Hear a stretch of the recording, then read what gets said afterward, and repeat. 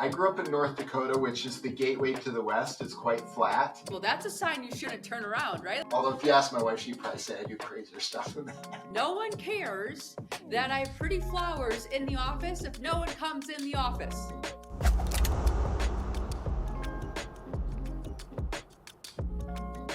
Friends, today I have Tyler Schmoker on the podcast. Am I saying that again right? Schmoker! Schmoker! Freaking love it. It's so fun to say. Yeah. Perfect. Okay, Tyler, where are you coming in from today?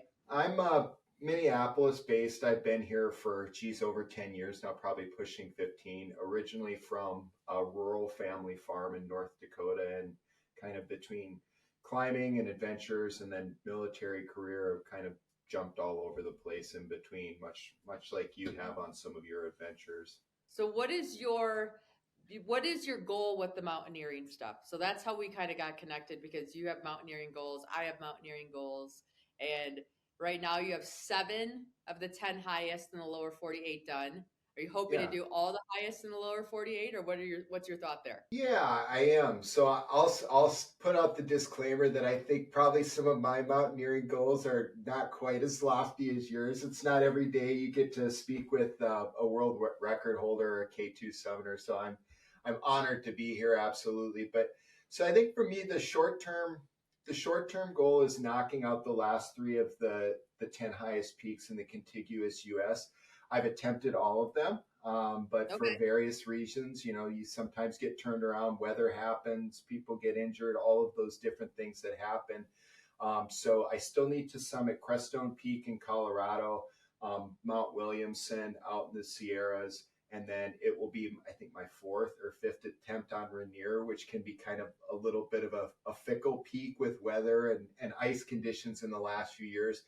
And then after I have successfully completed those, I would like to take a shot at Denali at some point, just West Buttress, and then see from there, maybe Aconcagua someday. I don't know if the Himalayas in my future, but so I would say that's probably enough to get me handled for the next 3 to 5. Yeah. No, I like it. And it's fun to have a goal because it just gives you something to train for and keep pursuing and just have in front of you. When you've turned around, because I think this is where people struggle in life. And they're like, when do you keep going? And when do you say enough's enough? Right. And so bring us to a mountain experience that you've had, that you've been able to say, nope, enough's enough. The mountain will always be here. I need to go back. Well, I certainly don't have an undefeated record in the mountains. And I think anyone who's climbed for long enough, nobody's undefeated. The mountain always wins in some way or another. So, I think, as I said, I've been on Rainier a handful of times. And in those cases, it was always kind of a clear turnaround point between, one time we had a big ice fall, a guy had his leg smashed. It's like, well, the trip is over. We're doing evac at that point, calling in helicopters, all of that stuff. And in some other times it's whiteout conditions and like, snow and glacier conditions. So some of them are pretty obvious. And then there are other times where, to your point, it's like not quite so clear. So you really have to reflect a little bit on, it's like, well, how much time do I still have to get to summit? I see weather rolling in. It's like, okay, maybe it's only 1,000 feet, vert I still have to gain, but it's like, I'm not going to do that in 20 minutes, right? And it's like, do you get up there and then do you get caught in weather, and what happens from there? I mean, people get struck by lightning and stuff, being late at turnarounds, people get lost at night, all these other things. You have snowpack that fills in, and all of a sudden people lose GPS. They don't know how to get off the hill. So there's just all of these different things that can happen. And I think some of that's true in life as well, right? There are some obvious left turn, right turn situations. And then there are these nuanced situations that are just so much more subtle, where you really have to reflect on what's the objective, how important is it to me, how time sensitive is it, or can we make a tactical retreat, kind of recoup, recover, reconstitute, and then attack it another day, right? Because I mean, the mountains, literally, it's not necessarily a permissive environment. The mountains don't necessarily need you there or want you there, so you really have to want to be there. And then you have to have a little bit of luck too. And I think some of that's even true in life and business. There are situations where there is going to be some resistance, particularly when it's pursuing objectives and things that you really want. if it was easy, everyone's already done it. The hard stuff is left for those who really have to put in the effort and struggle. But you kind of have to identify what's the difference between this is truly a non-permissive environment that creates too high of a risk profile for me and my level of capacity right now. So let's recoup, let's reconstitute, and let's attack it when we've kind of shored up that capacity versus this is just hard, but this is the time when you really have to look at yourself and push through and break through to the other side, I think. Yeah, no, I mean, I battle with that. And all those examples that you gave earlier, I'm like, oh, check, check, check.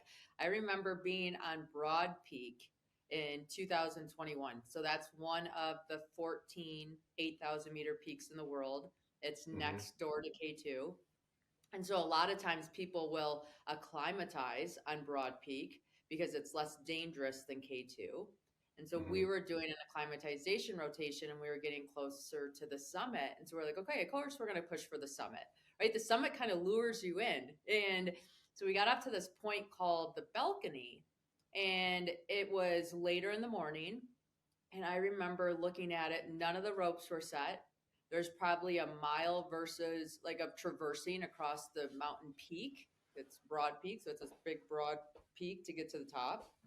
And I'm looking at how tired everybody is. I'm looking at who's setting the ropes and the weather, and big mountains bring in their own weather pattern, like you said. So at 2 in the afternoon, you do not want to be up high on a big mountain because you are exposing yourself to a lot of unnecessary risk that is pretty much guaranteed to happen. So I'm sitting there, I'm like, I don't think we should go, team. Like, this doesn't make sense. And I'm one of the last people that will turn around for sure. And no one on the team wanted to turn with me. And so we were sitting there and like drinking water and waiting to see if they could get these ropes going. And it was like another hour went by. I'm like, okay, I'm not going. Like we're running low on oxygen. We have all this stuff going on. I'm turning around. Finally, one guy said he'd turn around with me. So he did. And it was interesting because I ripped I took a few steps down and I ripped my snowsuit. And like when those things happen, my body wants to say, well, that's a sign you shouldn't turn around, right? Like you ripped your snowsuit, you should go back up because you're not always 100% confident. Well, we went down. I was angry about how the whole thing had worked out. And so I had enough energy, anger's magic like that, to go all the way down to base camp. So I went all the way down to base camp. I got to base camp at like 9 p.m. and I went to my tent. I'm like, I'm going to bed. I don't want to talk to anybody. I'm grouchy. At midnight, I got knocks on my tent. And they're like, hey, Jen, we have a problem. We need you to help. I'm like, okay. Like, well, the people that wanted to go up on the mountain decided to continue to go. And somebody fell into a crevasse with the rope. And so we have a whole bunch of people trapped up there, and you're the only person that's been anywhere near it. Can you tell us what's going on? And it took them 3 days to get everybody off the mountain. 2 people lost their lives. A handful of people lost digits and hands and things to frostbite.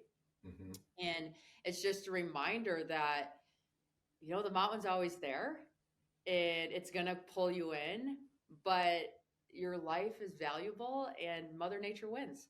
Yeah, absolutely. Summit fever is no joke. And I think for people who have never climbed and got to higher altitude, and I use the term relatively, of course, but I guess to my point, my specialty has been more like over 14,000 peaks in the contiguous US, some of them more complex and what I would consider alpine than others.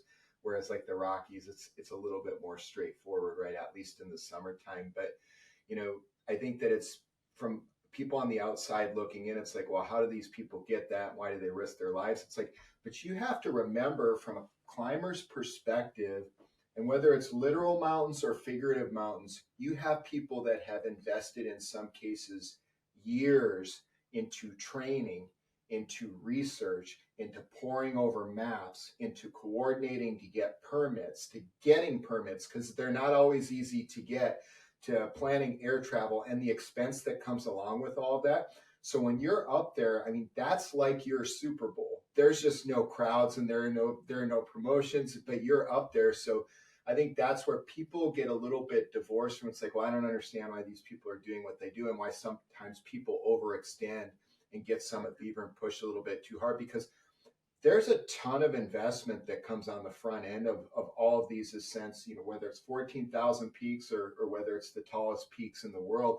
And I think that's the part that, probably for even people listening to this show, I'm sure that a lot of climbers listen as well, but a lot of people that don't, it's like, you have to remember that it's no different than someone who's gone through law school and they have all this debt and they're trying to pass the bar.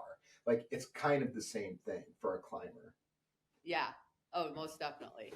All of it is. It's amazing how much climbing parallels living life on so many levels. You're Yeah. just like, up, same, up, same, up, same. There you go.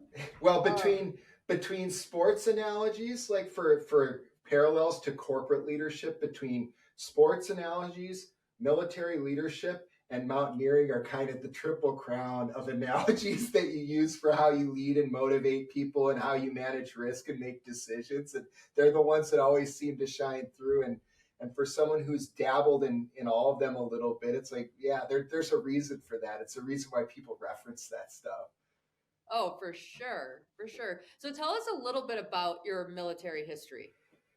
Yeah, so again, I grew up on a family farm, pretty traditional upbringing, very rural, working class, working hard even from a young age, and so I didn't necessarily have money to go to college. So I entered the service and joined the Army pre 9/11. So it was kind of towards the end of the Clinton years, and the Cold War had cooled off, and there wasn't really a lot going on. So I joined. I was going to get the GI Bill and go to college and then decide what I wanted to do with my life. So I joined the Army. I think I was in basic training 5 days after I graduated from high school. So it was a really quick turnaround.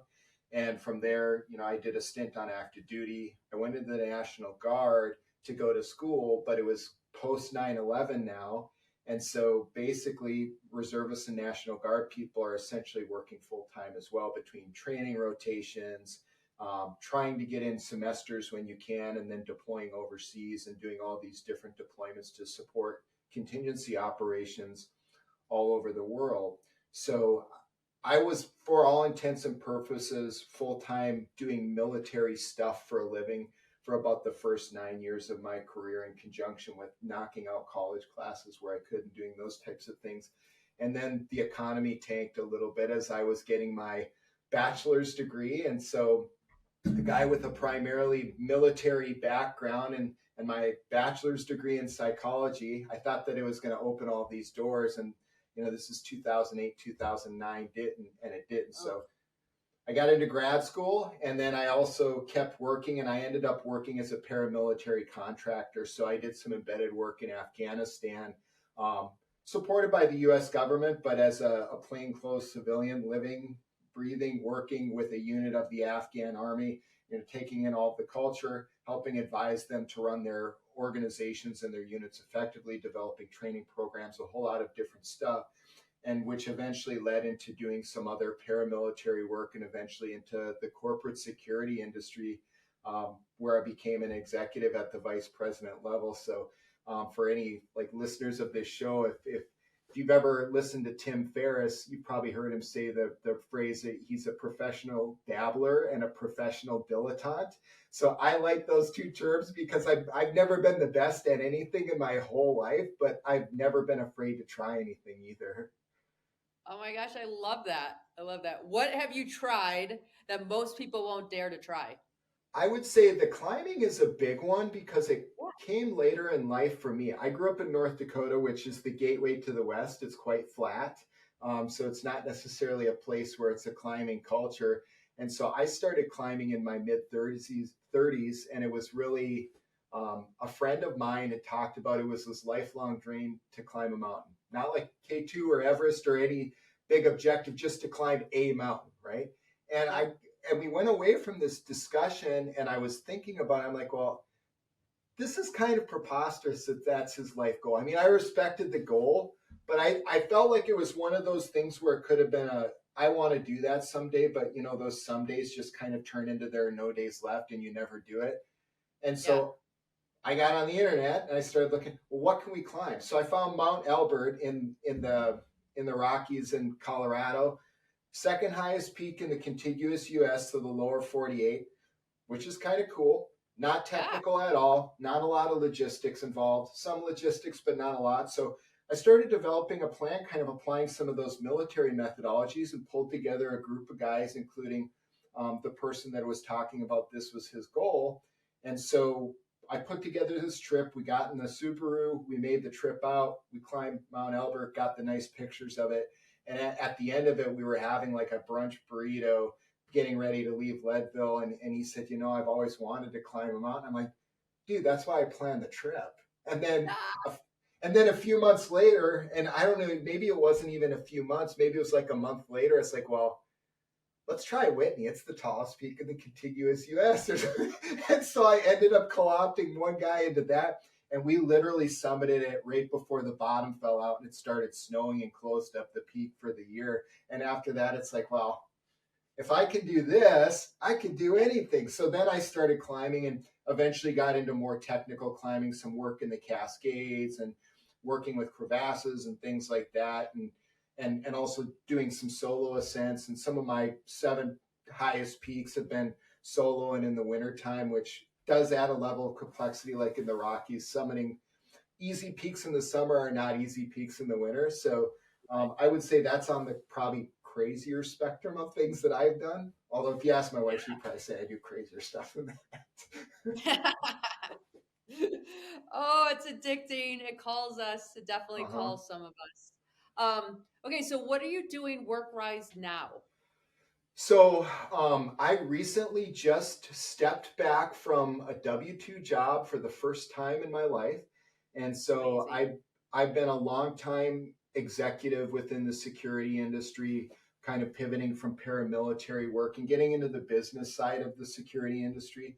So I've been a managing director. I was the managing director of the Minneapolis market here for a large global firm during a lot of the riots and civil unrest here. So I led a team of 1,100 security people kind of in some of the toughest days of our city. I also set up a global PMO practice for that organization. So we brought in about $250 million under management. And then I shifted to a smaller firm where I worked as a vice president of infrastructure and operations. And I kind of reached a point where I decided, well, this has been really rewarding and I've learned a lot from every position that I've been in. But then I look at, some of the executives and ownership within the security industry. It's like, I can give some of this a shot myself. So it's like, well, why don't I start with like a coaching and consultancy and advisory services firm, keep the overhead low, but take that 20 years worth of knowledge and expertise and start helping some of those smaller organizations to refine processes, get more efficient. So I started the company. It's called Winsley. So basically stands for Win Simply. It's like how to distill complexity down into simplicity and still run sophisticated operations, but not overwhelming yourself, with the dogma and the methodology and all the things that you're supposed to do, but make it digestible for the teams that you're working with. So that's what I'm doing now. Congratulations. That's like climbing your own mountain, leaving the W-2 world 1099. Yeah, we'll see how it goes, but I'm pretty scrappy and pretty gritty, so I'm hoping for the best. I mean, it's all stuff I've done before. I'm just sending out the bills and collecting the money myself now. I like it. I like it. What's one thing you've learned thus far that you didn't expect? In being an entrepreneur? Yeah. Well, I would say that marketing is key. I think you can have the capacity to deliver and fulfill and getting focused on what it is you want to bring value to organizations in your client base, whether it's B2B or B2C. But the selling part of it really is huge in closing, right? And it's like, well, how do you project your message out into the world? But social media has made that a bit easier and more accessible than it used to be for even independent operators like us, to where you can still reach thousands every day, but it's like getting to the close at that point, because there's a part of me that very much just wants to help people and never charge a thing. And before I always had a W-2, so I would help my friends with stuff and do a little bit of side advice. And it's like, well, now I actually have to start charging money for it at some point. So I would say that's the biggest part for me is like being okay asking for money for the things that I do. And then just knowing that, you know, maybe the price seems astronomical when it comes out of my mouth and here's my hourly rate, but it's like, yeah, but this has been 20 years worth of building, right? So I'm giving you 20 years worth of me and my perspective on things that work and what doesn't work. So I think that's the biggest thing, kind of being a freelance consultant, is just, I know what the rates are, I'm within range, and it's like, but I have to stick to that to make this thing viable.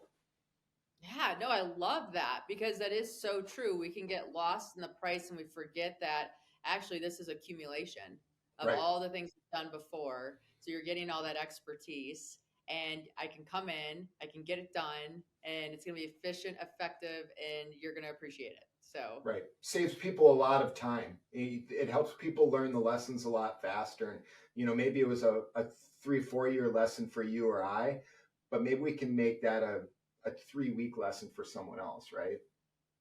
right, right. No, I love that. I love that. Okay, so how do people find you to connect with you, to learn more about what you're doing? Make sure you get those last three peaks in, and then also support your business. Best place to find me is on LinkedIn. I am very active there. I also have a company property on LinkedIn. I'm pre-website, and I actually got a little stressed out. I'm like, I don't know if I should launch it because I don't have a website. But it's like, well, I know that when I post something on LinkedIn, I'm getting more hits on a post than a lot of company websites do in a month. So what am I stressing about? So I'm going to build out a nice property for my company that's associated with me on LinkedIn, and we'll just do that from now and or for now, and then eventually we'll build that out as well. But again, best place to find me is on LinkedIn. I'm easy to find there for sure.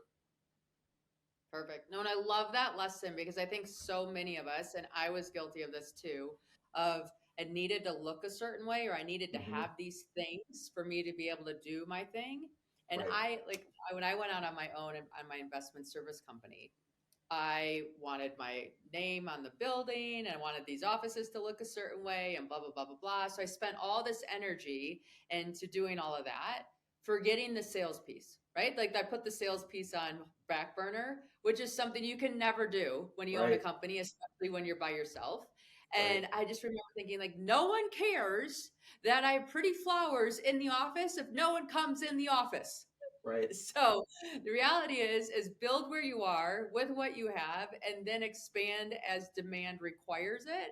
I think a lot of people get into trouble when they jump the gun on what's actually needed. And it'll be interesting to see what goes on with websites in the future because I feel like a lot more people do interactions and stuff with a LinkedIn profile, and that's plenty. Yeah, I think so as well. I think that the same way that eventually a LinkedIn profile is going to become the primary resume and the traditional resume will be secondary. I think the same thing is going to happen with business channels as well because no one just goes to a browser anymore and says, well, let me find this website. They don't just find you. I mean, I'm sure the SEO people listening to this are going to staunchly disagree with me, but the reality is a lot of folks in my industry know who I am and I don't have a website. It's because I leveraged, social media campaigns in the way that I did to up my profile. And because of that, the main thing now is I have access to decision makers and power promoters within the industry. And that's what I'm using for pipeline. I like it. So good.